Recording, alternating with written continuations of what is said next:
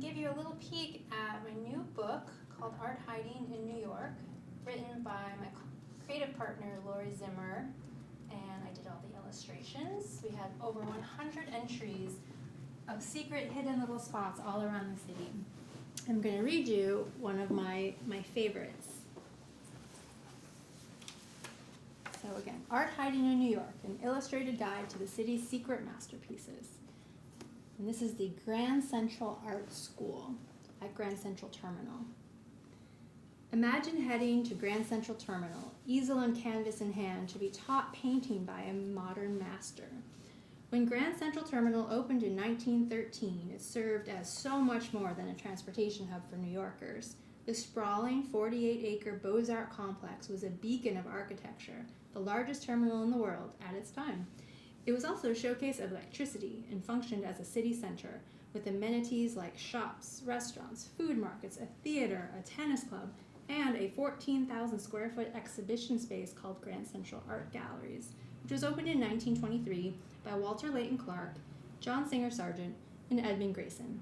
The grandiose terminal seemed an appropriate location to showcase fine art, with visitors' art appetites first whetted by the massive 270-foot celestial mural by Paul César Helleux. A commuter in 1913 noticed that some of the constellations are backwards, by the way. It dominates the main concourse before heading to the sixth-floor galleries.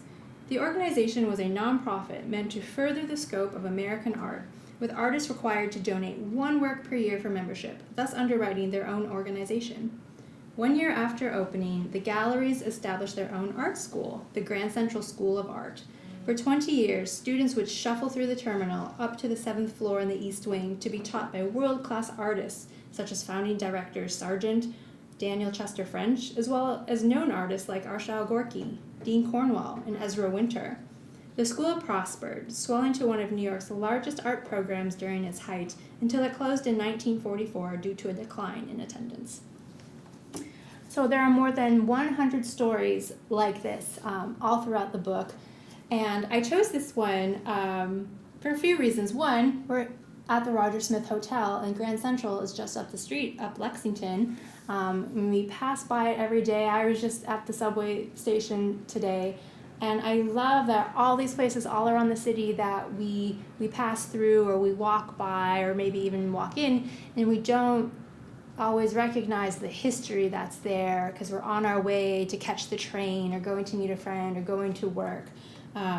And I think there's real, especially at this time now when a lot of museums are closed or slowly reopening and life isn't what it used to, it's a reminder that all around us, all throughout this amazing city, there's art and creativity and a history and a legacy just there waiting for us to unearth it. And so this book was a labor of love. One of my very best friends since childhood, Lori Zimmer, diligently researched this over the past 10 years or so. And a couple years ago, just sort of through a chance encounter when she was visiting me when I lived abroad, I came on as the illustrator.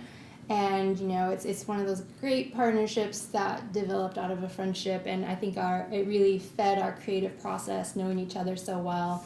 And we're both just huge history and art and architecture nerds, and just love uncovering the stories. And so funneling that passion into capturing these stories, some of which you can still see standing. Like obviously you can walk through Grand Central, but the school is no longer there. So when you're in these spaces, use your imagination. And because that's how we move through cities, for traveling or exploring a new place, we wanted to kind of share some of that process and inspiration with the world, and that has turned into our book. So while I've been the artist in residence at the Roger Smith, I've had time to just make some fun sketches, explore a few ideas, but one of the things that's been really valuable is kind of kickstarting the next project. We worked on this for years, and sometimes when you've reached the end of a project, you're kind of like, now what? You're a bit frozen. And ideally, we would love to do another book of this, and so I've had a chance to kind of get a jump start on that while being the artist in residence here at the Roger Smith.